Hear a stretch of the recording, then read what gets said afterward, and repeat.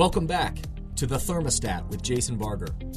If you're currently on a commute, a walk, or just a micro break in your day, glad you're making time to step back, to think, and to reflect on the next steps on your journey. I've never been more convinced.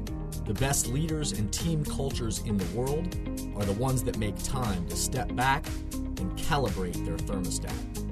I hope today's conversation leaves you feeling grounded and inspired. Now let's dive into today's topic to engage our minds and hearts in order to authentically lead and create compelling cultures wherever we are in the world. I recently met up with the Chief People Officer for a company that I'm supporting. He wanted to meet for happy hour to have a drink and to catch up and to talk about their company and talk about the work that we're doing to raise the level of leadership and culture in their entire organization. And when I got there into the busy bar, I came walking back and found the place where he was seated. He handed me this menu. And on this menu was about 100 different craft beers. 100 different craft beers. And I enjoy a good craft beer. And so I started to look down and started to look at ones I recognized, but also was interested in to new choices that were out there. I wanted to learn about all the choices that they have. But as I stared at this list of craft beers, there were choices after choices after choices to identify which was the craft beer I was going to enjoy. You know this, but we live in a world of choices. If you're lucky to live in a part of the world, which my guess is if you're listening to this, in the part of the world we're lucky to have choices, then we live in a world of choices. And craft beers are just one great example of it. Try going to the grocery store to pick out a toothpaste. Go to the toothpaste aisle and just watch and see the infinite number of choices you have of different types of toothpaste and whitening and all the different brands and different types of toothpaste that you want, the infinite number of choices. Do you want to relax and watch a movie or a show? And your first choice will be whether to watch cable television or Netflix, Amazon Prime, Hulu, PlayStation View, YouTube TV. Choices are everywhere, and the number of different shows and movies are at our fingertips at all times. Want to paint your walls a new color in your house? Walk into the paint store and see the plethora of shades and swatches to choose from. There are shades upon shades upon shades of different colors. Hungry? Do you want DoorDash or Bite Squad or Uber Eats to bring it to you? And name any kind of food and they'll bring it to you. Whatever it is that you want. We live in a world of choices.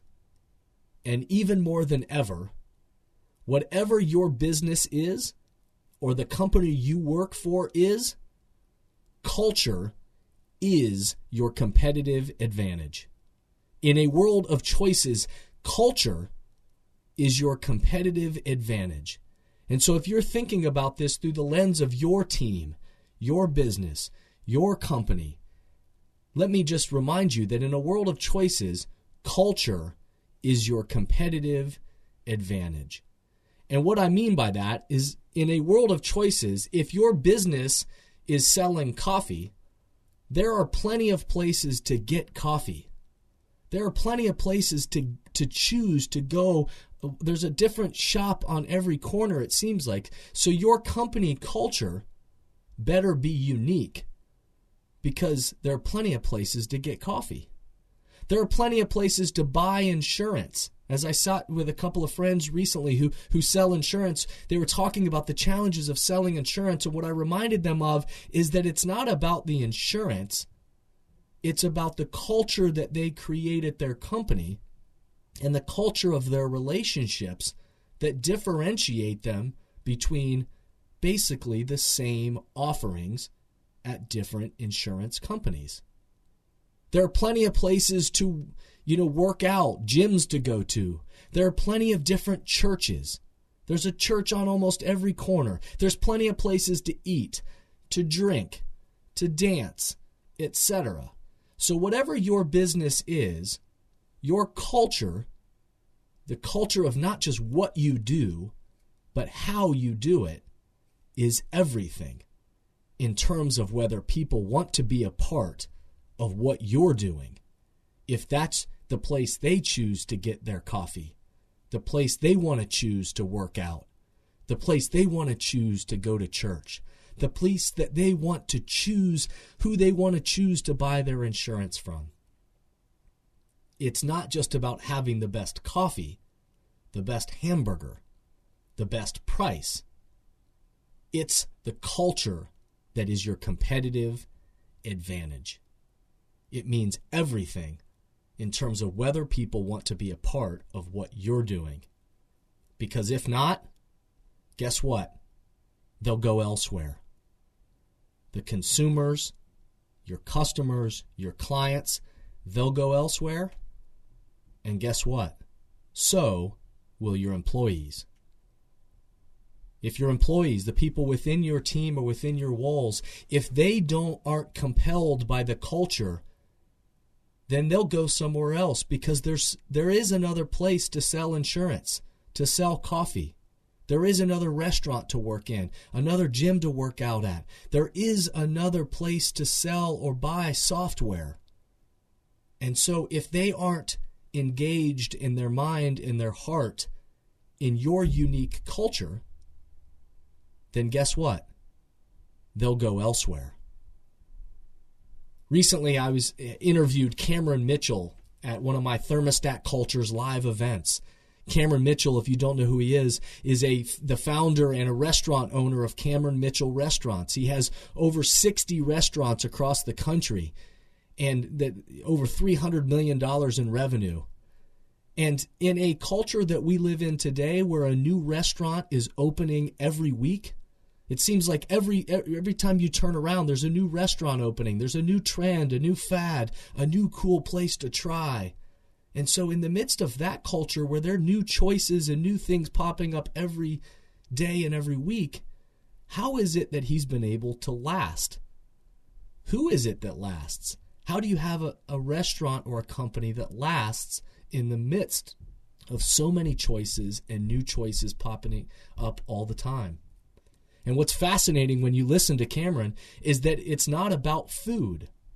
Although he knows he has to have good food and has wonderful chefs and really wonderful food at his restaurant. But as he talks, and if you pay attention and you listen, you never hear him mention food.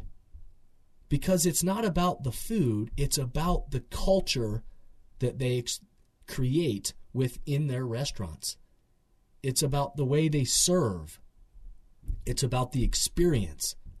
And if you listen to the way he talks, it's about the values that they have as a company, that with every one of their employees, they're trying to serve their employees and help set the temperature around their culture and their values every single day in each of their restaurant. And oh, by the way, that has become their competitive advantage.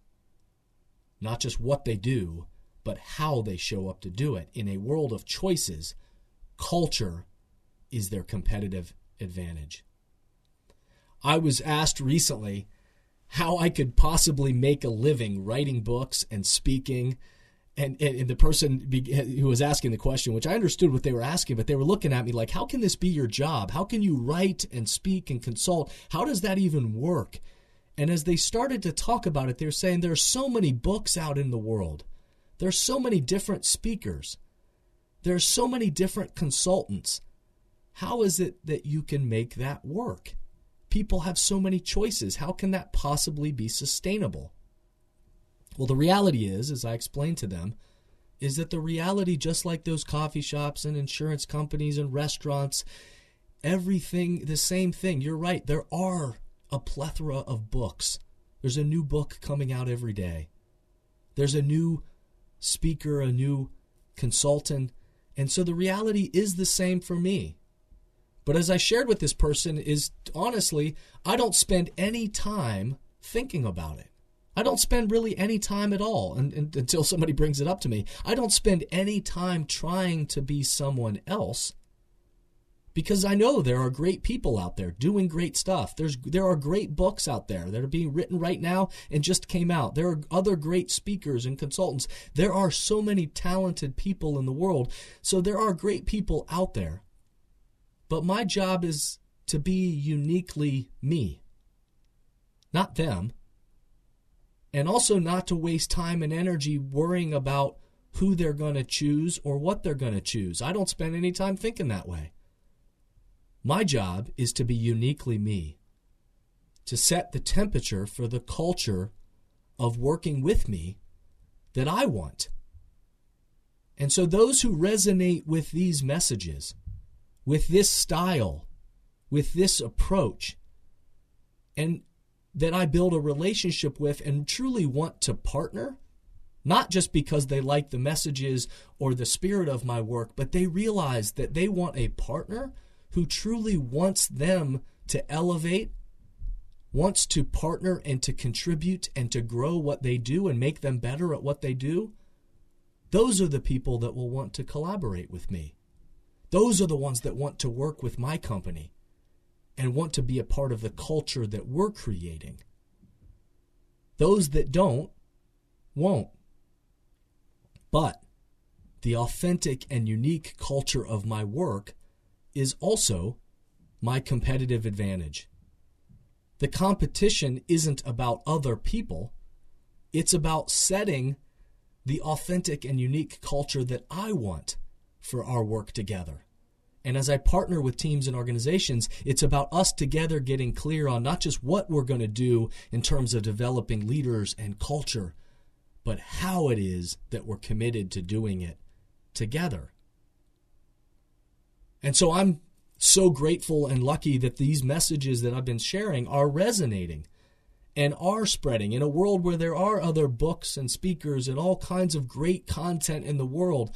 I am grateful that these messages are resonating and spreading. And every day I have a new opportunity to dare to stimulate progress, to make sure that I'm focused on amplifying the messages that engage the minds and hearts in the world, that add value to people and teams, and to make sure that I'm focused on not just what I do, but how I do it. Because in a world of choices, in a world where everywhere you turn, there's something else to choose, culture, the culture of who you are, the culture of the work you do, the culture of not just what you do, but how you do it, is your competitive advantage. And so, like always, I want to leave you with some questions to ponder, some things for you to think about on your own journey, with your own life, your own team, your organization, some things to think about this week and to carry with you forward. What is the culture you want people to experience who work with you, with your team, your company? What is the culture you want people to experience who work with you, your team, your company? What is unique and authentic about your culture? Not just trying to duplicate somebody else, but what is unique and authentic about your culture? What are you doing to grow and to develop that unique culture? To make sure within the walls of your team and your organization, you are engaging their minds and hearts and helping them grow and develop that unique and authentic culture. What are you doing to proactively shape that? And remember, in a world of choices, culture is your competitive advantage. How are you showing up uniquely? Thank you for listening to today's podcast, and I hope the messages and questions stimulate positive change along your path. As always, if these messages resonate with you and add value to your life, I hope you'll help amplify them throughout the world. Please rate, comment, and share on whatever podcast or social media platform you're using. And share this podcast with the people in your life or work who should be part of these conversations. That way, this spirit does, in fact, spread. If these messages or developing leaders and culture would be helpful to your organization, or you have a question or comment about this podcast, please contact us at jasonvbarger.com. And remember, we all are ambassadors for the culture we want to create in our life and work. We have to own the vision we want to be a part of.